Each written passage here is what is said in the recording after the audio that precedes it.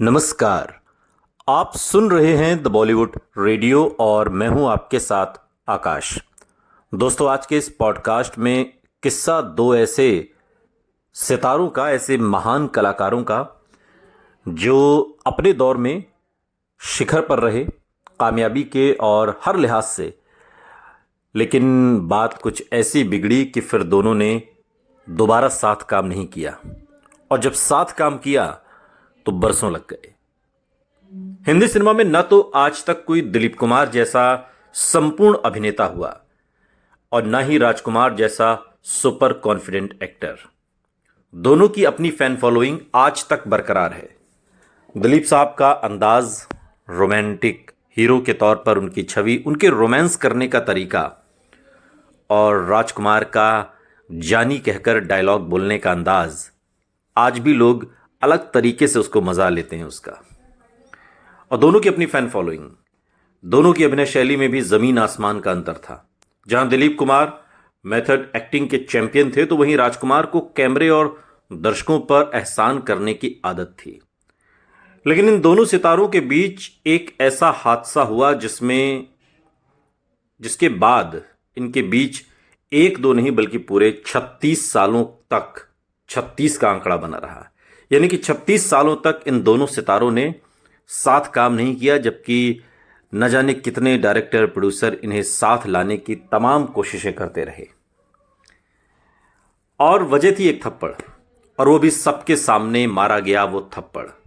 आज के इस पॉडकास्ट में किस्सा उसी थप्पड़ का।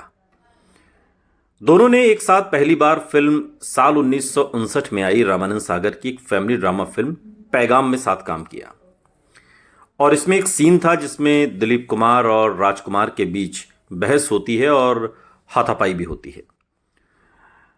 अब दिलीप कुमार इस समय एक बहुत बड़े सुपरस्टार बन चुके थे और राजकुमार तुलनात्मक रूप से दिलीप साहब से नए थे। क्योंकि दिलीप साहब का जो तजुर्बा है या हिंदी फिल्म इंडस्ट्री में उनके आने का जो समय है वो राजकुमार से पहले का है। राजकुमार पहले सब इंस्पेक्टर थे मुंबई पुलिस में और उसके बाद फिर वो हिंदी सिनेमा में आए। तो इस लिहाज से दिलीप साहब थे तो सीनियर टेक्निकली, और लेकिन फिल्म में राजकुमार ने बड़े भाई का किरदार निभाया था, दिलीप साहब छोटे भाई बने थे। और फिल्म की कहानी के हिसाब से राजकुमार को बड़े भाई होने के नाते छोटे भाई दिलीप कुमार को थप्पड़ मारना था। शूटिंग के दौरान राजकुमार ने दिलीप कुमार को ऐसा करारा हाथ रख दिया कि दिलीप कुमार सन्नाटे में आ गए। अब राजकुमार की पर्सनैलिटी भी थी, लंबे कद के थे, और एक बार तो उन्होंने, अब इसी के बीच में एक किस्सा हालांकि हम आपको सुना चुके हैं, एक बार अपने दोस्त के साथ टहल रहे थे और दोस्त के साथ दोस्त की गर्लफ्रेंड भी थी, और आने जाने वाले ने किसी ने एक फप्ती कस दी। अब राजकुमार को इतना गुस्सा आया कि उन्होंने उसको बहुत पीटा, बहुत पीटा, बहुत पीटा, इतना पीटा कि वो मर गया। और माफ़ कीजिएगा, राजकुमार साहब पर, और वहाँ पे फिर उनके ऊपर मुकदमा लिखाया गया। और हुआ ये कि उस मुकदमे के तहत इन्हें कोर्ट कचहरी के चक्कर काटने पड़े। हालांकि ये और बात है कि ये बाद में उस केस से बरी हो गए। तो ये इनके गुस्से का अंदाज़ा था। और शूटिंग हो रही थी, और शूटिंग के दौरान सीन ऐसा था कि दिलीप साहब को थप्पड़ मारना था। राजकुमार ने थप्पड़ मारा, इतनी जोर से मारा कि सब सन्नाटे में आ गए, शूटिंग रुक गई। दिलीप कुमार चोट से नहीं बल्कि राजकुमार की इस हरकत से इतना नाराज हुए कि इस फिल्म के बाद उन्होंने कभी राजकुमार के साथ काम नहीं करने का फैसला ले लिया। दोनों के बीच की ये नाराजगी दूर करने की ठानी 36 साल बाद showman film maker Subhash Ghai ने, जिन्हें राज कपूर के बाद शोमैन कहा जाता था। 1990 के आसपास की बात है जब सुभाष घई अपने प्रिय लेखक सचिन भौमिक और कमलेश पांडे के साथ बैठकर सौदागर की कहानी लिख रहे थे। और आपको बता दें कि इसके पहले सुभाष घई लगातार हिट पर हिट फिल्में बनाए जा रहे थे। कहानी लिखते समय कास्टिंग पर चर्चा होने लगी तो सुभाष घई जरा विद्रोही किस्म के निर्देशक हैं। उन्होंने कहा कि दिलीप साहब और राजकुमार साहब को इन दो जो मित्र हैं उसकी भूमिका में कास्ट करेंगे। अब सुभाष घई के जानने वाले हर शख्स को आइडिया तो अच्छा लगा, लेकिन दिलीप कुमार और राजकुमार की आपसी कहानी को लेकर सबने सुभाष से यही कहा कि यह फिल्म कभी पूरी नहीं हो पाएगी। अब यहां सुभाष का शोमैन नेचर काम आया। उन्होंने भी ठान लिया कि फिल्म लिखी ही दिलीप कुमार और राजकुमार को सोचकर गई है तो फिर कास्टिंग बदलेगी नहीं, फिल्म बने चाहे ना बने। सुभाष सबसे पहले तो पहुंचे दिलीप कुमार के घर।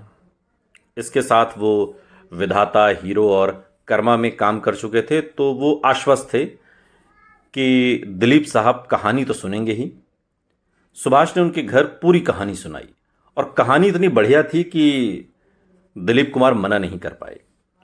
उन्होंने कहा कि डिस्कशन में 2-3 बार सुभाष से पूछा भी कि दूसरा किरदार कौन निभाएगा। सुभाष बात को टालकर कहानी सुनाते रहे। कहानी खत्म हुई, दिलीप कुमार की हां सुनी और सुभाष ने चैन की सांस ली। दिलीप साहब उन्हें बाहर छोड़ने आए और सुभाष ने ड्राइवर से कहा कि गाड़ी चालू कर दो और गियर में डाल दो। गाड़ी में बैठकर सुभाष ने दिलीप साहब से कहा कि दूसरे किरदार में वो राजकुमार को लेने वाले हैं। और इससे पहले कि दिलीप साहब कुछ कहते, सुभाष की गाड़ी ये जा और वो जा तुरंत आगे निकल गई, गियर पहले ही पड़ा हुआ था। इसके बाद अच्छा ये डर था उनका कि पता नहीं राजकुमार का नाम लेके क्या कहें क्या ना कहें, सो उन्होंने पहले ही ड्राइवर को कह दिया भाई गाड़ी स्टार्ट कर दे और गियर लगा दे इसमें। और इसके कुछ दिनों तक सुभाष घई गायब हो गए। गायब इन द सेंस कि वो फिर दिलीप साहब को दिखे नहीं कुछ दिनों तक। अब बारी थी राजकुमार की, तो राजकुमार साहब को कहानी सुनाने की बारी आई। सुभाष घई की कहानी उन्होंने भी सुनी, सुनकर तुरंत हां कर दी। लेकिन वही सवाल कि दूसरे दोस्त का किरदार कौन करेगा। सुभाष ने बड़ी हिचक के साथ कहा कि अभी कुछ तय नहीं है, लेकिन दिलीप कुमार से बात करने का विचार है। इतना सुनते ही राजकुमार साहब के चेहरे के भाव बदल गए और अभी सुभाष को चुनिंदा गालियां वो देंगे, इस डर से सुभाष घई चुपचाप बैठे रहे। राजकुमार ने अपने अंदाज में कहा, जानी, हमारे बाद अगर किसी को हम एक्टर मानते हैं तो वो दिलीप कुमार हैं। सुभाष घई के चेहरे पर क्या भाव आए ये तो वही बता सकते हैं, लेकिन उनके दिमाग में संभावनाओं के बुलेट ट्रेन चल पड़ी थी। राजकुमार के घर से लौटकर सुभाष घई ने तुरंत दिलीप साहब को राजकुमार से मुलाकात की बात बताई और इस तरह दिलीप कुमार और राजकुमार ने एक साथ एक फिल्म करने का फैसला लिया। 36 सालों के बाद दोनों आमने सामने थे। शूटिंग के समय दोनों को कैसे सुभाष घई ने संभाला वो एक अलग ही दास्तां है, किसी और दिन किसी दूसरे पॉडकास्ट में सुनाएंगे। लेकिन ये हिंदी फिल्म इंडस्ट्री में ऐसा भी होता है, दो सितारों में ठन गई है तो फिर आप लाख कोशिश कर लीजिए वो साथ नहीं आ सकते, लेकिन साथ लाया जा सकता है। ये बात सुभाष घई ने करके दिखाई फिल्म सौदागर। सुनते रहिए द बॉलीवुड रेडियो, सुनता है सारा इंडिया।